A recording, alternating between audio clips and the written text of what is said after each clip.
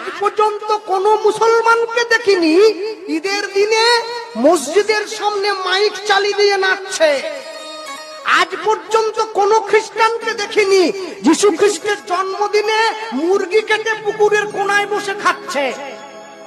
কালী পূজার বিসর্জনের দিন হিন্দুকে দেখেছি মাকে টলিতে তুলে দিয়ে মদ খেয়ে নাচতে নাচতে যাচ্ছে, বলে আসছে বছর নাকি আবার হবে। আমার বাড়ির পাশে একটু দূরে একটা মসজিদ আছে, আমি ভালো করে ঘড়ি ধরে মিলিয়েছি, সেটা দিনে 5 বার নামাজ পড়ে মুসলমান।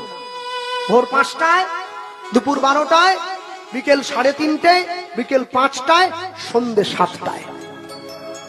একদিন, দুদিন, 3 দিন, 1 সপ্তাহ মিলিয়েছি, নামাজের সময়টা 1 মিনিট এদিক ওদিক হয়নি। আপনাদের এই পুরো সবঙ্গে যদি বন্যা হয়ে যায় তবু নামাজের সময়টা পরিবর্তন হবে না, ওটা ভোর 5টার নামাজটা 5টাতেই হবে। কিন্তু দুঃখ কি, নরঘাট ব্রিজটা পেরোতে গেলে ডান দিকে একটা মুরগি। আমি গর্বিত, আমি একজন মুসলিম। يا مرحبا